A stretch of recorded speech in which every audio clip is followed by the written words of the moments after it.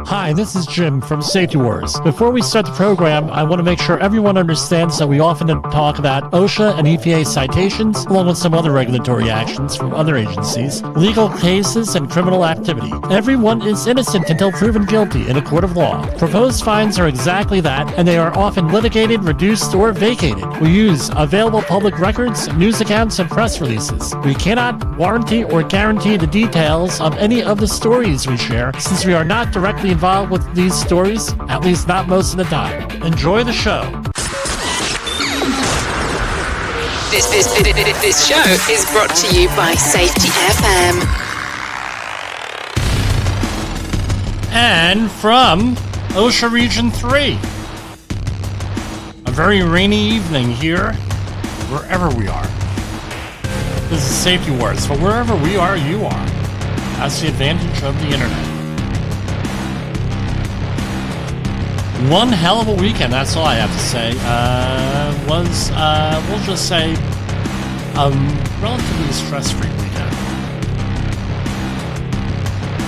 I mean, do you folks do what I do? Basically, Friday afternoon comes around and everything gets turned off electronically. Doesn't get put back on until sometime Sunday, or in this case, was that Sunday? It was a lot later than Sunday. Try about Monday morning around 11 a.m. You need time like that away from these freaking electronic devices. It's always a healthy thing. Reconnect with your family, your friends, organizations, a cause. Whatever it is, that floats your boat. I don't know, is that even a phrase? If I said whatever floats your boat, does that mean anything? No, we were having this conversation over the weekend. Now, there's a lot of people who don't get these new sayings anymore. These old sayings. So, for example, you could say it's raining cats and dogs out. Someone will go and look outside and say, no, it's raining water, not cats and dogs. I don't know. I delivered some Safety Wars swag over the weekend. Actually, this morning to my Aunt Sophie. She's a Felician nun out there in Lodi, New Jersey, at the Immaculate Conception Convent. But anyway, the Felician nuns had it real bad during COVID. They lost like 75 nuns, and the order is not that large to begin with. And so we got to treasure those organizations like that. They fill an important role in our community, if not just for being there, for being present. Being present is always important. You don't want to be one of those armchair safety professionals, if you know what I mean. What's an armchair safety professional? Armchair safety professional sits in the office, sits behind the thing. They think that the keyboard. They think the keyboard, I plug keyboards in, right?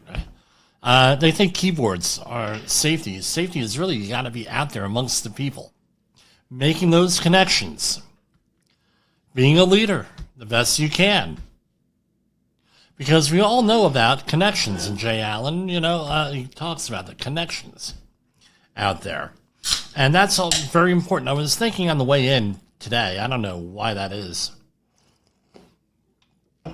on the way into the project I'm on. Connection. Setting an example. So, no secret here. You look at the screen, I have bilateral lip cleft palate. Last week, we actually ran into another person out there. It happens, bilateral lip cleft palate like me. And we had a nice conversation. We're about a little bit younger than me, a little younger guy. And you think you got it bad? I've had like 6 surgeries, plus everything else. This dude had 19 surgeries to correct that. I said to him, what the amazing thing is that often, right, and thanks to medical science, they can do this nowadays in vitro. Well, what do you mean in vitro? Yeah, before birth, even. I've heard of certain cases where they were able to correct things. And I don't have documentation, but I've heard this, right? I've read it, articles, things of that nature. And 1970s, my mother, and my father. My father worked second shift, so better pay. Working over there at Western Electric, Kearney Works, over in Kearney, New Jersey, was the largest employer for many, many years. And anyway, I'll digress. I'll get off the subject. We hear stuff all the time on Facebook, probably because the algorithm has got me pegged, where they talk about fiber optic lines. They talk about the tide turbines. I don't know if they're still there, that were National Geographic. My father actually worked on those after Western Electric. Fiber optic lines, he was working on that stuff in New Jersey. It started over at Kearney Works and moved over to AT&T in Clark. If you're familiar with Clark, it was Clark, New Jersey, small town in central New Jersey in Union County. And that's where a lot of the hardware for fiber optic lines that went across the Atlantic was created. But anyway, I digress. And also, Adam Sambora was one of my father's co-workers. And you may know him as the father of Richie Sambora from Bon Jovi. Anyway,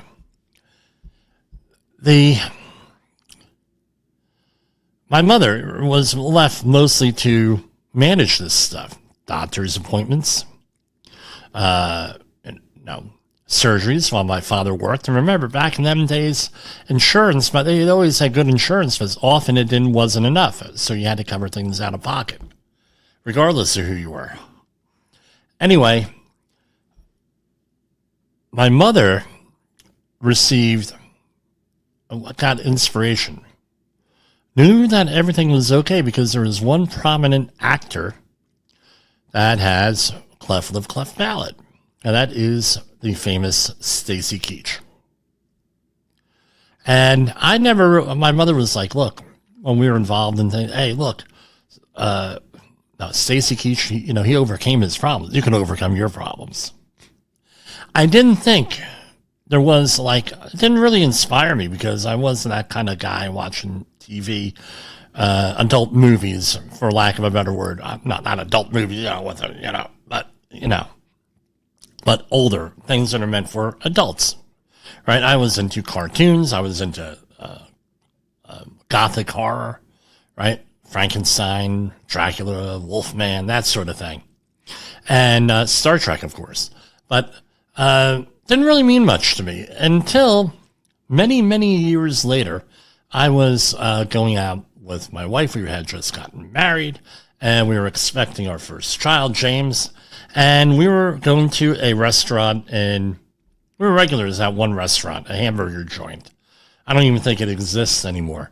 It was a chain restaurant. I don't think it exists. But anyway, we were going in there, and for dinner, once a week, we go out for burgers, right? And I had written my first book, Nuclear Terrorism, A Family Survival Guide, and we were still having a little celebration along with some other people there. And when the waitress comes up to me, she says, Jim, I want you to know what an inspiration you are to me and how much comfort you bring me. And this is way before Safety Wars. This is 2012, right? 2011, 2012. And I said, well, okay. She says, my child was just born with cleft lip and cleft palate a couple months ago. And you don't know how much it makes. I thought I made a mistake. I did it. But just meeting you and seeing you living a normal life gives me hope that my son will have a normal life.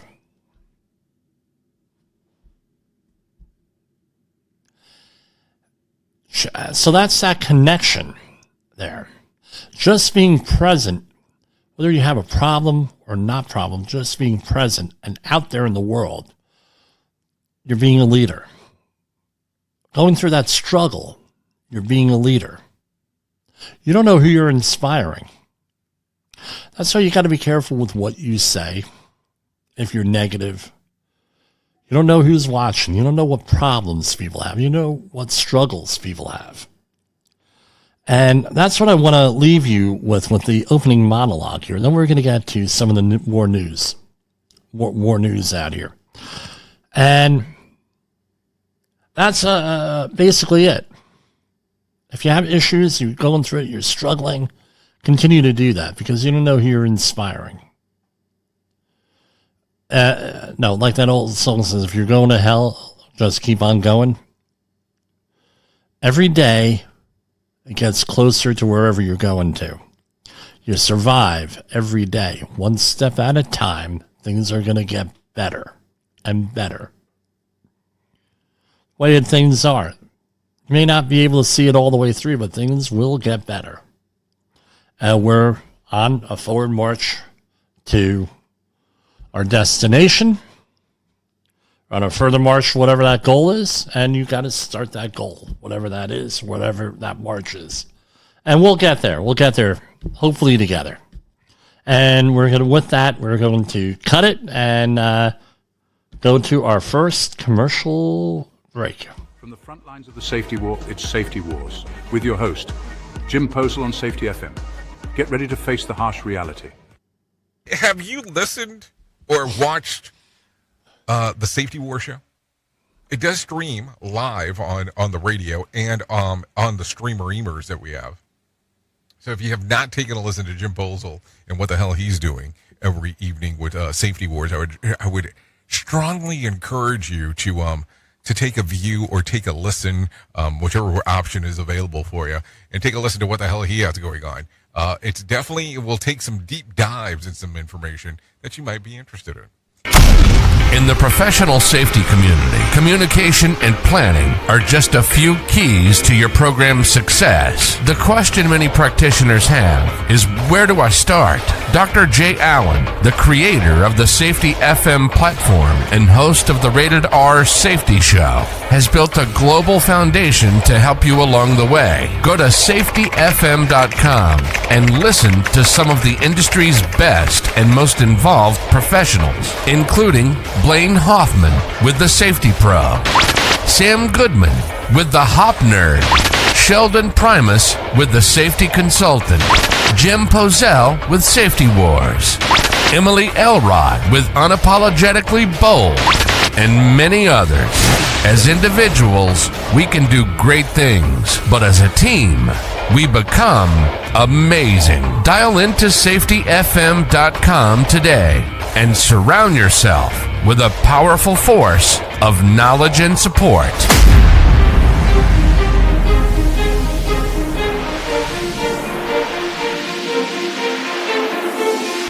The safety war has begun.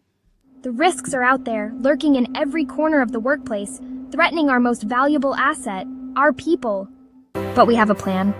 Led by Jim Posel, we are the last line of defense in this battle against danger and negligence. We will fight for safety, for compliance, for the right of every worker to return home unscathed. Join us on this journey through the unknown, where vigilance is our weapon and knowledge is our shield. This is Safety Wars, our fight, our duty, our mission. Heard regularly on your favorite podcast platform as Safety Wars, visit us at safetywars.com. And we are back. How's everybody doing out there? We're going to go to some OSHA news and EPA news, and we're going to continue. We're going to talk a little bit of politics. We will warn you when we're talking politics here. Not enough. I have a lot I want to say. A lot, but of course, this is a Safety FM program. There's some, don't really lay off of politics unless it has to do with safety or the environment or something like that, right? Unless it's relevant. But a lot of political news out there today. And, over the weekend. And everybody has got to just calm down, take the volume down, and we'll get through it. We'll get through it together. So here we have, and let me do a share screen here. We got a lot of stuff going on at the OSHA website. Here. Share screen, where are you? All right, here we have the Safe and Sound Week. All right, coming up in August. Registered today. Safe and Sound Week 2025. Safe and Sound Week is a nationwide event held each August that recognizes the successes of workplace safety and health programs and offers information and ideas on how to keep America's workers safe. This year's Safe and Sound Week will provide resources and activities for businesses on emergency preparedness and response that can be done at work or home. Why participate? Successful safety and health programs can proactively identify and manage workplace hazards before they cause injury or illness, improving sustainability and the bottom line. Participating in Safe and Sound Week can help you get your program started, energize the existing one, or provide a chance to recognize your safety and health accomplishments. Participating is easy and fun. Well, I tell you what, here with this. Every September, going back way before Safety Wars was even a thing, we talked about Disaster Preparedness Month. Our previous company that we had, I'm not going to mention names, but we had done disaster preparation for the community, and believe it or not, now up until Hurricane Katrina and then Superstorm Sandy, the public that I've dealt with and everything, they believe, well, the government will handle it. The government will handle it. Oh, what do we got to do? The government will handle it. And I pointed out, look, the government wants you to be prepared for 72 to 96 hours after an event happens. Be prepared. Have enough stuff. Food, water, medicine, whatever else you need. And you have to do your own personal assessment because only you can do that personal assessment here, not anybody else. And again, it never ceases to amaze me here when people don't do that. So we're probably going to be reposting some of those programs. Go back and check the September editions of every Safety Wars, either in the podcast form or the video form. Every September, going back as far as we've been doing this, about 4 years now, we're up to like 460 programs. And check it out. Check us out with that. And the other thing is Finland. We had a boatload of people from Finland checking out our stuff because Finland is now pushing towards disaster preparation because they're just like a lot of places in Europe. We could do stories on Europe. No, do this, do that. The whole thing, prepare. And even though they may say things differently, like 72 to 96 hours, and be prepared, and I'll just list them as security issues, right, here, that you prepare for, which in Europe, you're very limited as to what you could do with that. But anyway, this is a big one here. Let's switch back to the screen. Right. U.S. Department of Labor updates penalty guidelines to support small businesses and eliminate workplace hazards. U.S. Department of Labor, this is from Penalty Adjustments aimed to improve workplace safety. U.S. Department of Labor has updated its guidance on penalty and debt collection procedures in the OSHA Safety and Health Administration's Field Operations Manual in an effort to minimize the burden on small businesses and to increase prompt hazard abatement. Again, this is what Sheldon Primus had been talking about here, was with Republicans in, it's compliance assistance, Democrats in, compliance enforcement. Right, so here this is compliance assistance. All employers should be offered the opportunity to comply with regulations that help maintain a safe working environment, said Deputy Secretary of Labor Keith Sonderling. Small employers who are working in good faith to comply with complex federal laws should not face the same penalties as large employers with abundant resources. By lowering penalties in small employers, you are supporting the entrepreneurs that drive our economy and giving them the tools they need to keep our workers safe and healthy on the job while keeping them accountable. The new policy outlined in the penalties and debt collection section of OSHA's field operations manual increases penalty reductions for small employers, making it easier for small businesses to invest in resources in compliance and hazard abatement. For example, a penalty reduction level of 70%, which was previously only applicable for businesses with 10 or fewer employees, will now be expanded to include businesses who employ up to 25 workers. The revisions also include new guidelines for a 15% penalty reduction for employers who immediately take steps to address or correct a hazard. Additionally, the updated policy expands the penalty reduction for employers without a history of serious, willful, repeat, or failure to abate OSHA violations. That means that you didn't have any problems at all, by the way. That's what that means. Under OSHA's revised policy, employers who have never been inspected by federal OSHA or state plan, as well as employers who have been inspected in the previous 5 years and had no serious, willful, or failure to abate violations, are eligible for a 20% penalty reduction. The new policies are effective immediately. Penalties issued before July 14th, which is today, will remain under previous penalty structure. Open investigations in which penalties have not yet been issued are covered under the new guidance. OSHA retains the right to withhold penalty reductions where penalty adjustments do not advance the goals of the Occupational Safety and Health Act. In other words, they'll do whatever the hell they want. I'm sorry, that's how I... Right? With that. So let's go in here. Right? Let's see. Did they actually... Yes. I don't understand what that logo is there. I don't know. It's like a circle with another circle and a couple of lines through it. I don't know. So this is chapter 6. This is rather extensive here. I'm not going to go through it, but it's I recommend everybody go through here on what the penalties are. This is probably worth PowerPoint presentation. So, extensive one on there. But that's the whole gist of the whole thing. All right. U.S. Department of Labor cites Georgia manufacturer, and this is from the 10th, levels of combustible crystalline silica. We had gone through that last week. We're not doing that again. Now, on to EPA news.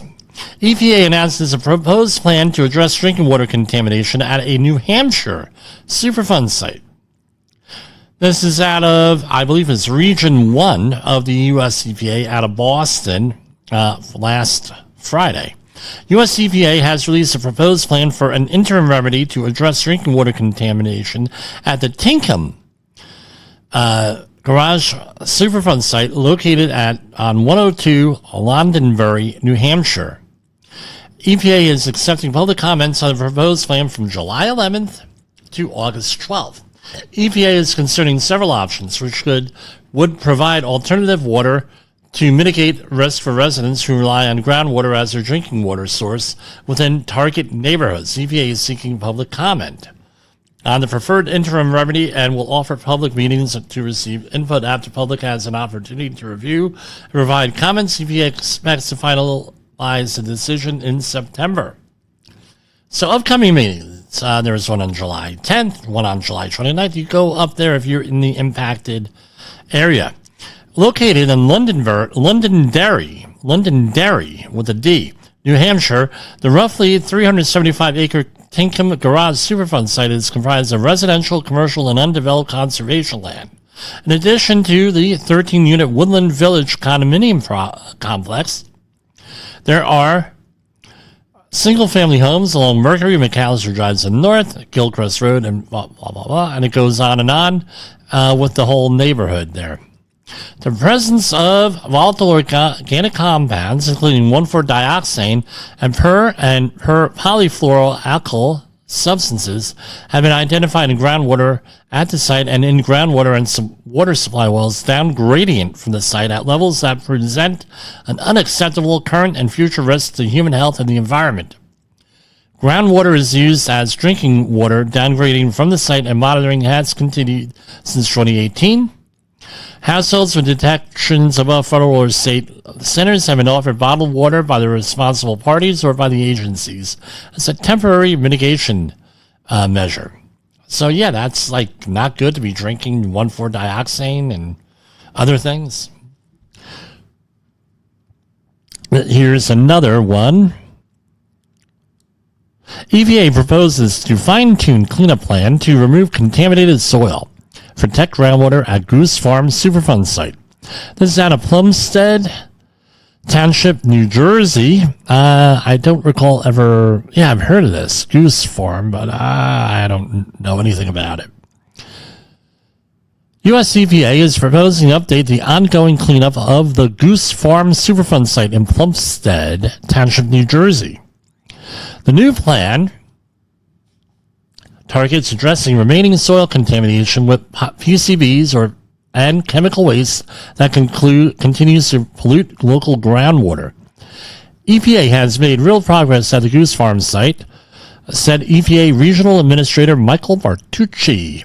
This plan tackles previously unidentified areas of soil contamination, bringing us closer to completing the job and protecting the community's groundwater for the long term. The Goose Farm Superfund site is located in an agriculture area that was once used to dispose of hazardous industrial waste. Decades of dumping led to a serious contamination of groundwater and soil. EPA began the cleanup in 1985 with a plan to remove contaminated soil, treat groundwater, and monitor the site over time. Since 1988, the party liable for the site has been performing the cleanup under EPA's oversight. Much of the work is complete. Additional testing over the years shows that some PCB-contaminated soil and chemical waste, known as light non-aqueous phase liquid, still remain. That means it floats on the water table. Right? Light, not apple. L-NAPL. The updated plan proposes the removal of soil with PCB levels above state cleanup standards and that it be sent to an EPA-approved disposal facility. The excavation of L-NAPL chemical waste that continues to contaminate groundwater. And EPA will hold a virtual public meeting this week here and with that. So let's see where this is. Goose Farm. I'm clicking on the link. Will the link work? Yes, it will. So this is how this looks. Like, I have no idea where Plumstead Township is. I am going to look that up. Maybe that will ring a bell in my brain. So I'm going to go to my camera here because I don't know what... Now, you put something in the search engine nowadays, there's no telling what the hell is going to come up. I caution everybody from putting, and this is not a not for safe work search, PVC gloves or boots in the search box. You're going to get things that are really not safe for work. So that's why we avoid that here. So here we go.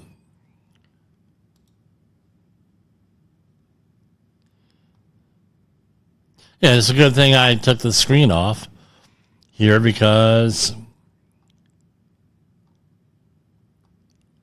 boom, boom, boom, boom, boom. Good thing because it showed something inappropriate. At least nothing dirty, just houses that we probably don't want to show here. And it looks at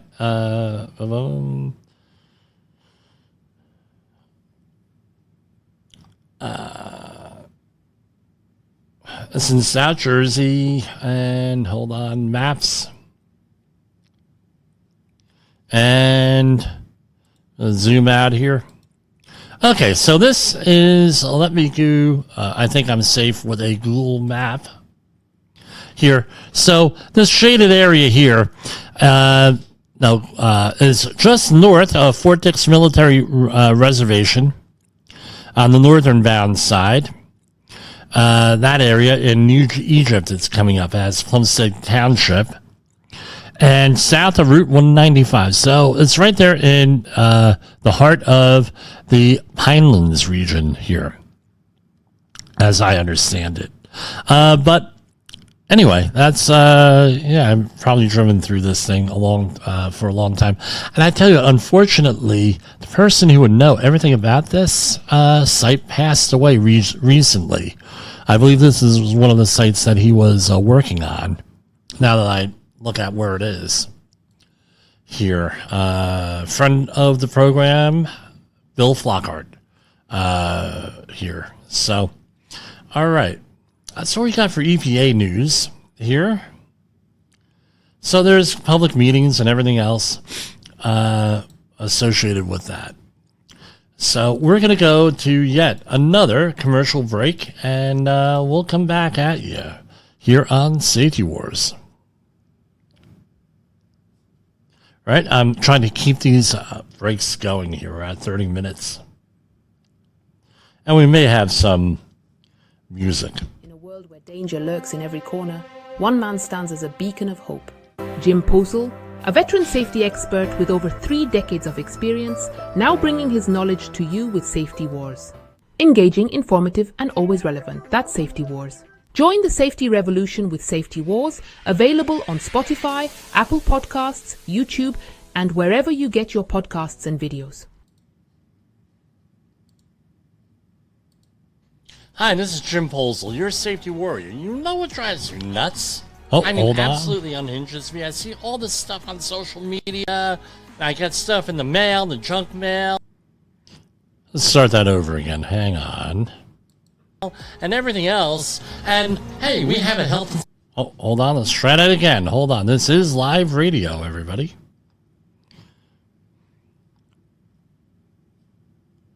Hold on.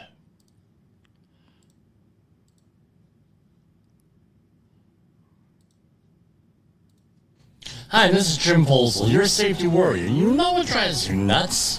I mean, absolutely unhinges me. I see all this stuff on social media.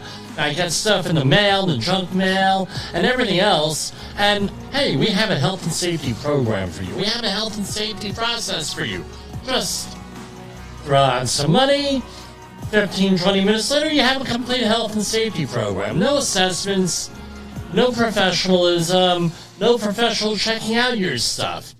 That is where we have Aronite. They fill that gap between all these programs and having a professional in place.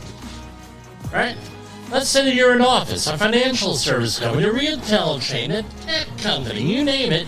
The last thing on your mind might be what your responsibilities are to your employees, the company, and, of course, the law. All about safety, right? We forget about the law. It's not only protecting your assets, protecting your people, and your people are your most important asset. It is also following the law. Aronite has a whole worldwide reach, just like Safety Wars. They have a thorough and comprehensive auditing system that will identify what your needs are and then help you write the plan or the program you need. And then, finally, they don't abandon you like all these other online platforms. They actually help you administrate it. We've all been there. We don't know what to do. We don't know what the laws are. We don't know any of this stuff. If you need answers quick, you come to me, Jim Posel, or you go to Aronite. Visit them on the web at aronite.com. Tell them Jim Posel from Safety Wars sent you. See you out there in the world of safety. In a world where danger... Safety Wars, a relentless pursuit into the high-stakes world of workplace safety and regulation.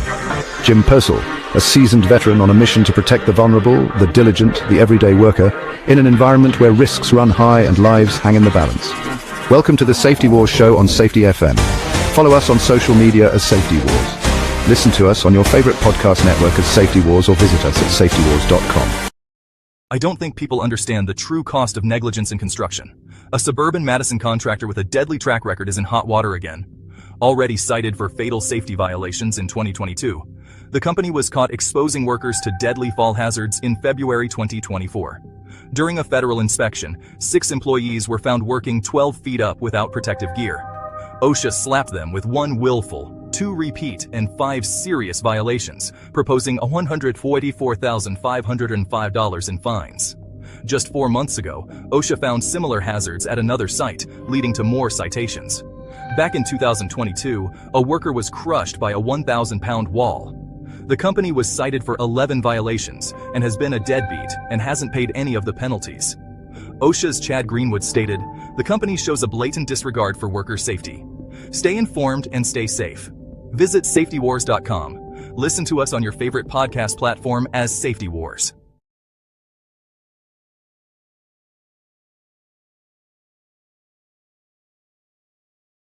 OSHA recordables, catastrophic losses, environmental disasters. You want answers? So do I. This is Jim Posel with Safety Wars. That's my daddy! Yes, Jessica, I am your father. Trying to get my son to do some of these, he doesn't want to do it. Safety Wars is streaming now. SafetyFM.com. So we have a lot of local stories here, right, in the Northeast on safety. We'll try to move towards other parts of the country later this week, but, this is what I'm hearing up here. No, somebody called me up. Hey, Jimmy, did you hear about this truck driver? The dude drove over the bridge, the Delaware Memorial Bridge. They're out there looking for him, and, they've been watching things through, and they're trying to figure out now exactly how what happened. I had some people who went out to the job site here, as close as you can get with binoculars, and they're watching emergency crews and everything else, trying to figure out exactly what the hell happened here. So there is some construction on the Delaware Memorial Bridge. And many years ago, when was this? About 2011, my truck started acting up. I was driving in a Expedition, Ford Expedition. And I said, you know what? I don't want to break down here in Delaware here. Let me turn the truck around, and I'm going to go into facing into New Jersey. That way I'll know exactly where we're at, blah, blah, blah. We'll be going into New Jersey. So a little bit cheaper on the tow, blah, blah, blah. It's going to go exactly to where I know it needs to go, blah, blah, blah. So, and we'll shorten it. So I turn around, and I go to the Delaware Memorial Bridge. I go and I turn around. I'm going back north, right, over the north side of the bridge. And right before, right, so you're driving on the shoulder. Right, I got the freaking flashers on, and I'm going. And right before the bridge, you go actually onto the bridge. You're on the entrance ramp to the bridge. It goes from highway with a shoulder down to no shoulder. Right, that's where I pull over, and I leave enough room for the flatbed truck that would be I'm calling right to go and pull over. Right, they're easily identifiable on the as right before the beginning of the bridge, right hand shoulder. That's where you'll find me. Expedition. Okay, great. So I'm looking at the photos here. They have the both sides. Here are basically the same configuration. And here you go, a tractor-trailer cab, meaning just the tractor part, not the load in the back. Apparently no load, right? Crashed through a concrete barrier Friday and plunged off the Delaware Memorial Bridge into the Delaware River. It wasn't clear how many people were in the cab, which was found about 20 feet of water, but this is like a drop. No. Which was found about 20 feet of water, according to the Delaware River Bay Authority. Authorities had not confirmed the deaths as of Friday afternoon. This is a story from July 11th. The bridge, which has a clearance of about 175 feet above the river, has 2 4-lane spans and connects Delaware and New Jersey. The truck, which is heading into Delaware, so this is from the New Jersey into and by the way, the minute that you hit the water, no, I don't mean hit, meaning fall into. The minute that the water, a little bit of trivia, Jersey trivia, starts, it's Delaware. All right. And if we recall, we had Alicia Bjornsson on a couple years ago where there was a little piece of Delaware on the New Jersey side, right? That was part of Delaware. That's related to this, right? The whole river is Delaware in that part. The truck, which was heading into Delaware, crossed 3 lanes of traffic before striking the barrier and going into the river early Friday morning, according to the River Authority. Rescue crews and dive teams from several agencies, including the U.S. Coast Guard, were involved in the search for the cab. A barge and crane were also helping with the recovery. The crash was under investigation as of Friday. Right? Here we have... Do we have an update here?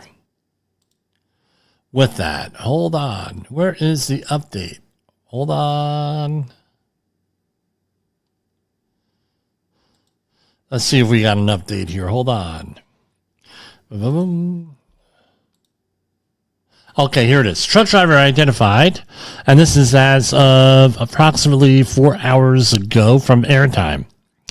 A truck driver hasn't been identified. He went missing on Friday when his tractor trailer crashed through the guardrail on the Delaware Memorial Bridge. According to the Delaware River and Bay Authority, it was around 3:40 a.m., and it goes on and on. Officials said the vehicle's impact collapsed the concrete wall, and the tractor trailer cabs careened into the Delaware River. Search and rescue crews were able to find the truck, but didn't find the man's body until July 12th, that's Saturday. And they used, I don't know what a hearse tool is, but they used it to extricate the body of Zaire Murzalov of Brooklyn from the cab. And they're being, as we get more information, if it's available, we will update that story. So we know that. I know some people, they'll call me up. Oh, yeah, I was out there, blah, blah, blah. So this is from the AP, Associated Press. As of Saturday, FEMA removed dozens of Camp Mystic buildings from 100-year flood map before expansion records show. Federal regulators repeatedly granted appeals to remove the Camp Mystics buildings from their 100-year flood map, loosening oversight as the camp operated and expanded in dangerous floodplain. Don't things... right, this is... I was thinking about this today, too. The Jenga, right? Todd Conklin's Jenga model. Oh, yeah. It applies here. Little pieces going to the top, and then eventually it falls over. And this is what happens here. Here's another piece of the puzzle. Hopefully we'll get a full disclosure here, unlike some other things in the news that we're not getting a full disclosure on. Federal regulators repeatedly granted appeals to remove Camp Mystics buildings from their 100-year flood map, loosening oversight as the camp operated and expanded in a dangerous floodplain in the years before what happened on July 4th. FEMA included the prestigious girls' summer camp in a special flood hazard area in its National Flood Insurance Map for Kerr County in 2011, which was consequently FEMA was headed by, was during, and I have to say this because, you hear, oh, well, the Republicans said blah, blah, blah. Well, this was during Obama here. So there's plenty of blame to go around here, which means it was required to have flood insurance and face tighter regulation on any future construction projects. That designation means an area is likely to be inundated for a 100-year flood map. Right? So, located in a low-lying area in the Guadalupe River in a region known as Flash Flood Alley. Another Jenga piece, right?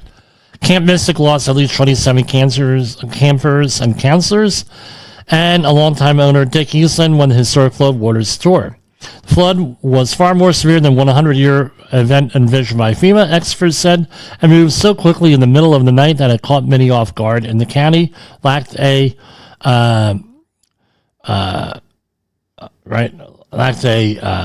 warning system. I would say an effective one. It had a warning system, but it was ineffective. But Syracuse University Associate Professor Sarah Prell, who has extensively studied FEMA's flood map determination, well, I guess because somebody has got to do it. Thank God for people like Sarah Prell. Right? Said it was particularly disturbing that a camp in charge of the safety of so many young people received exemptions from basic flood regulation. Quote, it is a mystery to me why they weren't taking proactive steps to move structures away from the risk, let alone challenging what seems to be a reasonable map that shows these structures were in the 100-year flood zone. Camp Mystic didn't respond to emails seeking comment, and calls to it rang unanswered. Yeah, probably because the owner is dead. Can you think about that, Associated Press? The camp has called the flood an unimaginable tragedy and added in a statement Thursday that it has restored power for the purpose of communicating with its supporters. I mean, this is heartbreaking here. In response to an appeal, FEMA in 2013 amended the county's flood map to remove 15 of the camp's buildings. I guess nobody told the river that they were not to flood. Maybe, you know. Records show that those buildings were part of 99-year-old Camp Mystic Guadalupe, which was devastated by last week's flood. After further appeals, FEMA removed 15 more Camp Mystic structures 2019 under Republican administration and 2020 from the designation. Those buildings were located on nearby Camp Mystic Cypress Lake, a sister site that opened, and this is like, I believe, south of this, according to the map. Here, let's look at the map. Yeah, this is like south of Cypress Creek here, right? Is what it is. It appears to be south of the original area, right? Camp Mystic didn't respond to email, right? Pearl said the appeals are not surprising because communities and property owners have used them successfully to shield specific properties from regulation. In my opinion, they need to revisit that. Analysis shows flood risks at both campsites. At least 12 structures at Camp Mystic Guadalupe were fully within FEMA's 100-year floodplain, and a few more were partially in that zone, according to an AP analysis data provided by First Street, a data science company that specializes in modeling climate risk. Jeremy Porter, the head of climate implications at First Street, said FEMA's flood insurance map underestimates flood risks. That's because it fails to take into account the effects of heavy precipitation on smaller waterways, such as streams and creeks. First Street's model puts nearly all Camp Mystic Guadalupe at risk. The building at the newer Cypress Lake site are farther from the South Fork of the flood-prone river, but adjacent to Cypress Creek flood. FEMA's floodplain doesn't consider the very small waterway a risk. However, First Street's model, which takes into account heavy rain and runoff reaching the creek, shows the majority of the Cypress Lake sites lay within an area that is at risk during a 100-year flood. So, according to FEMA, quote, the flood maps are snapshots in time designed to show minimum standards for floodplain management and the highest risk areas for flood insurance, the agency wrote. They are not predictions of where it will flood, and they don't show where it has flooded before. And it goes on and on here. Again, I want to thank the Associated Press and who wrote this article. I got to shout this person out. Ryan J. Foley and Christopher L. Keller. Here. I mean, this gives, again, you have the Jenga puzzle. And you're taking one from the bottom, putting it on top, one from the bottom, putting it, and before you know it, as we say, all wrong turns lead to a not nice place with that. And believe me, this is not nice, and I'm going to offer my condolences towards everybody here. All right. Now, we talk about demographic issues here. And again, it's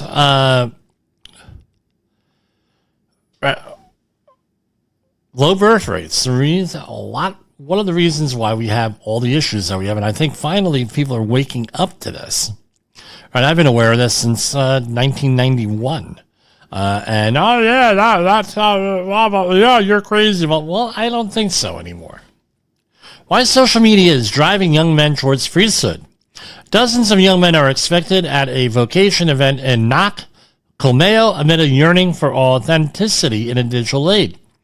Social media is driving young men into the priesthood, aspiring frustrations around distorted realities online begin to take their toll, a senior priest has said. This is from thetimes.com here. Dozens of men, the annual Come and See event has attracted an increasing number of young people in recent years, something that's being credited to a spiritual hunger in society. I won't go for that. Father Willie Purcell, Ireland's National Vocations Coordinator, said young men were beginning to tire of the curated facades being presented to them online. He believed many were turning towards religion for deeper meaning. Okay, this is actually, a lot of people have, we pointed out in conversations with this. A lot of people inside and outside my religious community. I think there's a renewal of young people who are growing tired of this online generation. They're in search of authenticity, cannot find answers to life's real questions on social media or through AI. I believe the online generation of today are now questioning the things on a deeper level in order to find their own place in the world.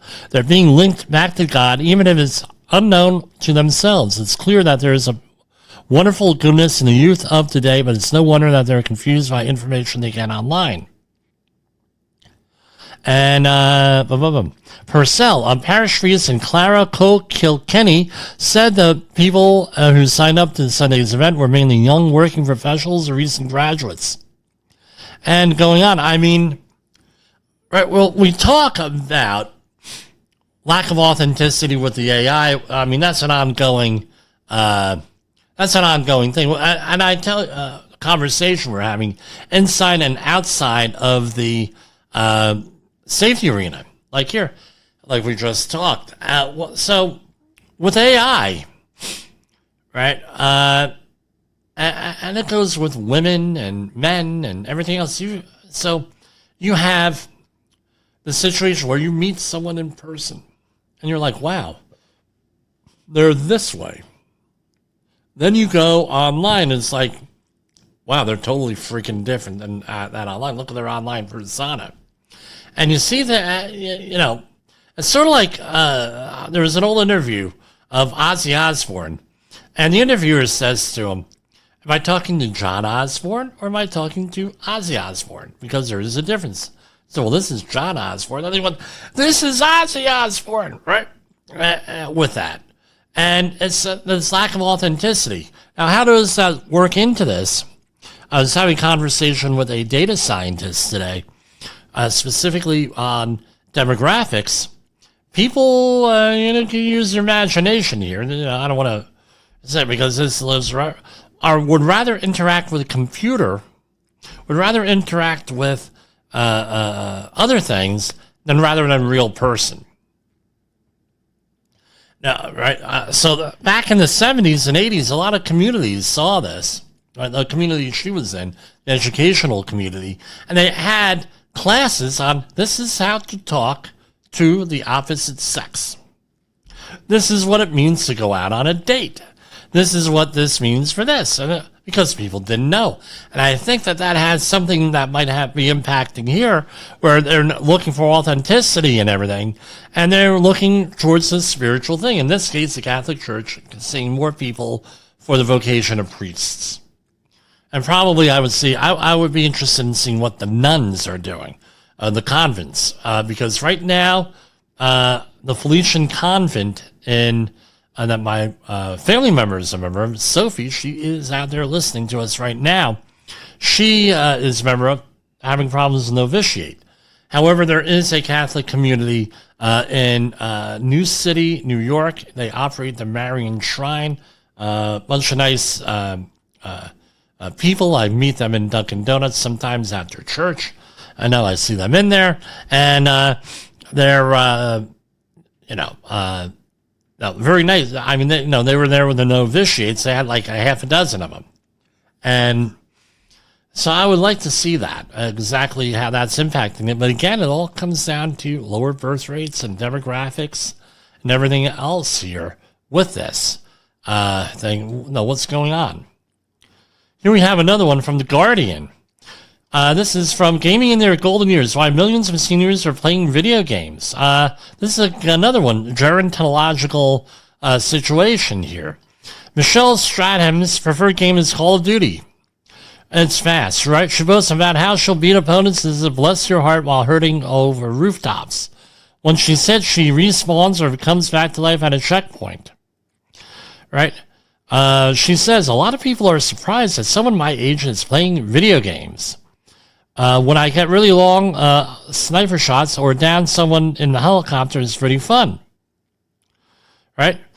She has a lifelong gaming hobby and has become an income stream. She prefer I don't know how they do that, but she does it. But probably on Twitch, which we're on here. But says she has raised thousands for charity.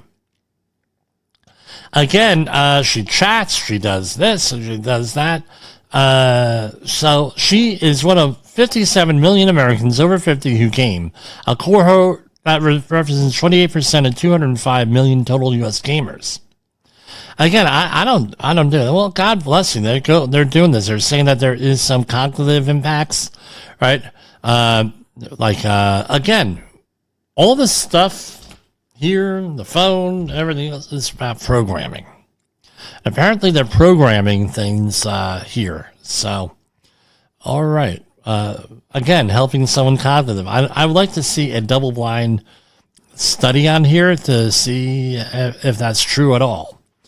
So, where are we here? We're getting towards the end. We're at 55 minutes past the hour.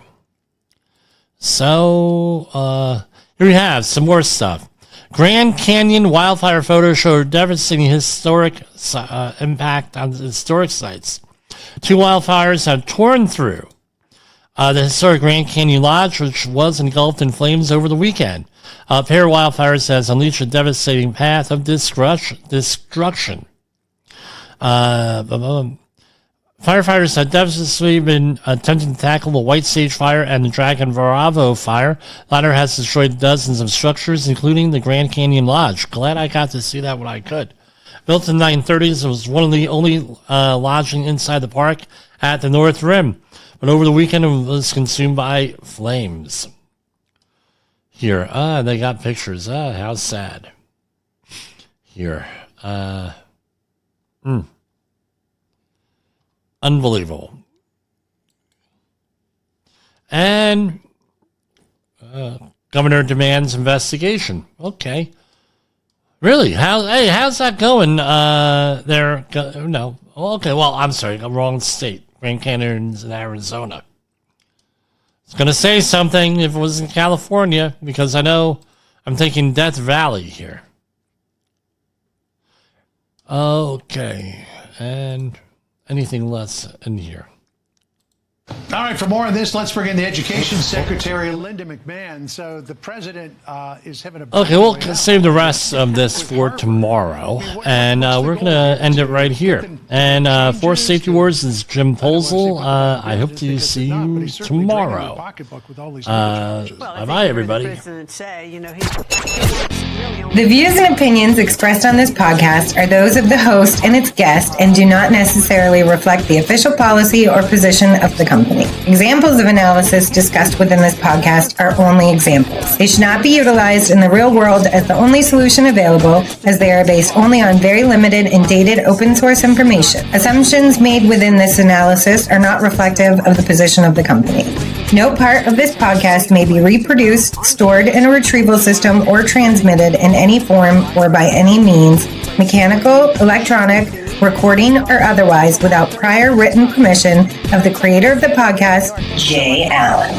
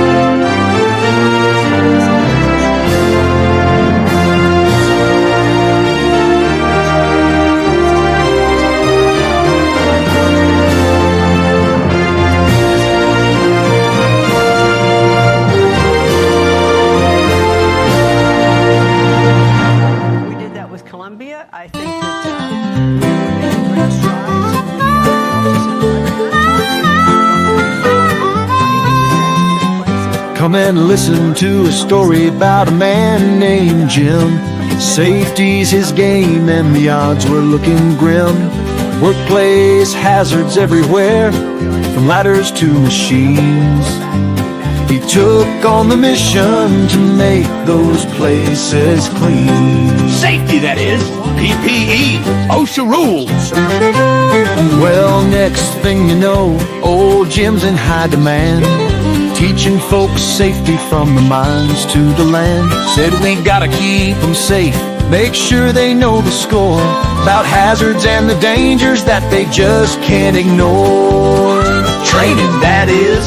Inspections. Safety plans. So now they call him up. Safety Wars is here to stay.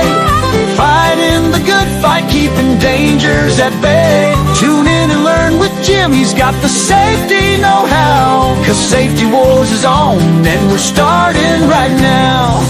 Safety Wars, that is. Set a spell. Take your time. Stay safe now, you hear? Make a tremendous amount of money from foreign students who pay the full tuition